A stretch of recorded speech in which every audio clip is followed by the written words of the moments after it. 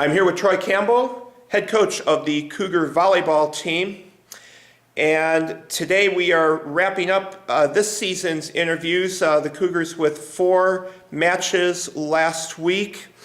And some tough results, Troy, but let's talk about some of the bright spots. First of all, let's just talk for a moment about your lone senior that wrapped up her career on Saturday night, Megan O'Hara. And she actually had some good closing matches with some strong block numbers.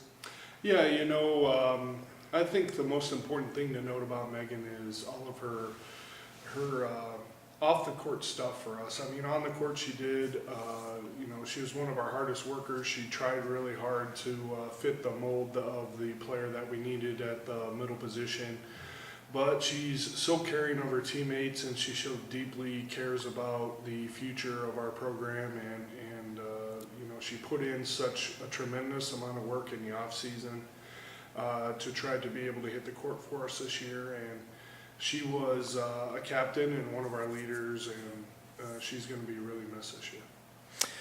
All right, next up, I'd like to talk about a player that came in and did some yeoman's work last week, and that's Courtney Kugath, our Women's Athlete of the Week. We just spoke with her a few minutes ago.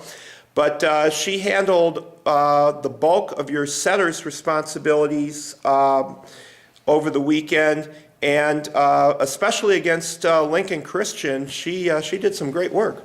Yeah, no doubt. Lincoln Christian for her was, it was just eye-opening to me to see her do some of the things that she was able to accomplish in those games, because we didn't see those prior to in practice, some of the plays that she was able to make. My jaw just dropped on one of the plays that she made. She jumped as high as she's probably ever jumped, jump set a ball outside perfectly, everything really good the way that we've been working on it.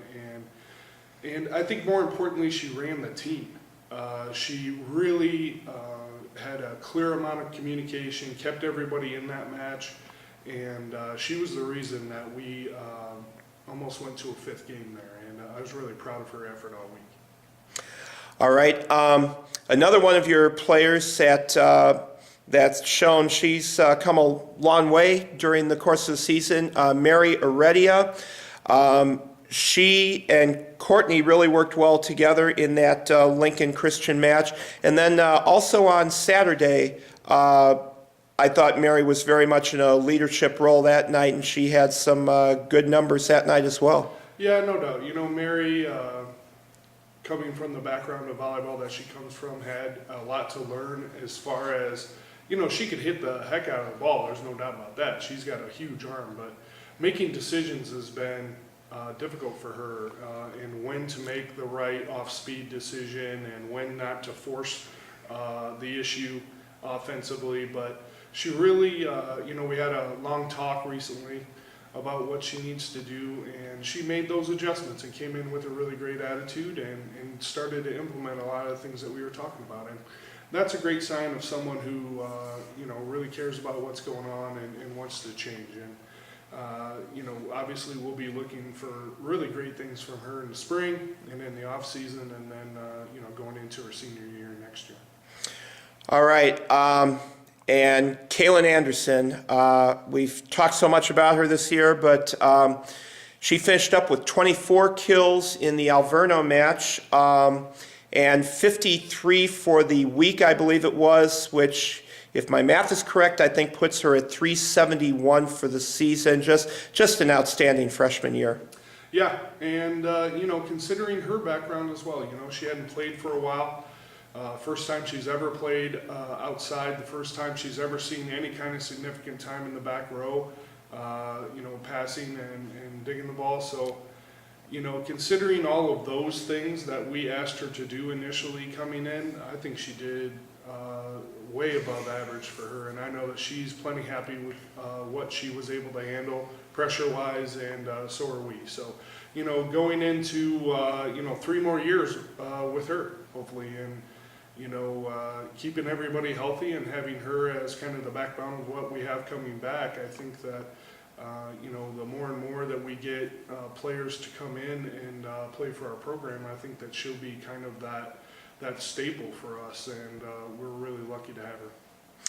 All right, Troy, since we are at the end of the season, and specifically your first season here at Concordia, let's just finish with sort of an open-ended question. But what are the couple best things about your first season here at Concordia? And by contrast, what are maybe one or two specific areas that you're going to primarily focus on for improvement for next year? Some of the positives were just, the camaraderie with the girls, the camaraderie here at Concordia within the coaching staff and the administration, I think is, the best that I've ever been involved with. Everybody truly cares what's going on with you and your program and wants to help you out. And, that's, I think, within my 20 years of coaching, a very rare thing. And, getting together with the girls and kind of changing the attitude and the atmosphere here has been, a not so enjoyable experience, to be honest, because there was so long to go. But now that we've accomplished all of that work, it feels really good to have that behind us. And I think that the girls that are coming back, which is all but one, and that's Megan, I think they really know what I expect of them and what needs to be done for the upcoming season. So hopefully we'll be able to hit the ground running when we hit the spring season and really have a great showing there for our 4 weeks and the tournament that we're going to host. And then, going into fall, I think we'll be in a really great spot. And, everybody's going to be a little bit more experienced, and everybody's going to be a little bit more ready to overcome the really quick season that, that we have.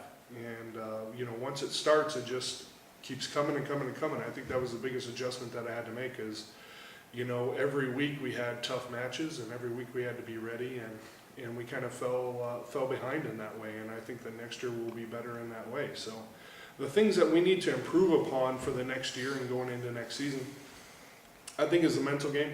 Obviously, I think we have talent. I think we have a lot of athletic talent, but it can't be realized until we're able to conquer that mental aspect of the game.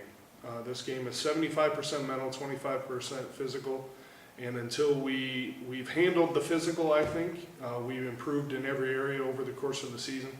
But when it comes down to games like the first game against Alverno, when we gave up the lead there at the end and clearly should have won that first game, and that's clearly not physical, it's completely mental in the way that we approach that time of the match or that time in the game.